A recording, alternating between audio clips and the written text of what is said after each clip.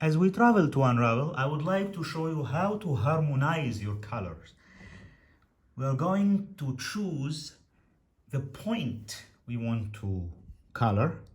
In this case, the text, I highlight the text, and then I choose any point on the canvas that will be the source of your color.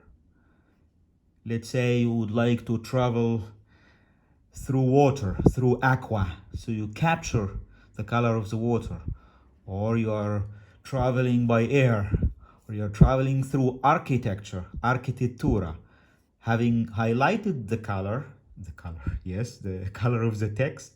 Now we go to the icon at the text color, and then go all the way down, forget about all these pens or pencils, and click the picker of colors, you see.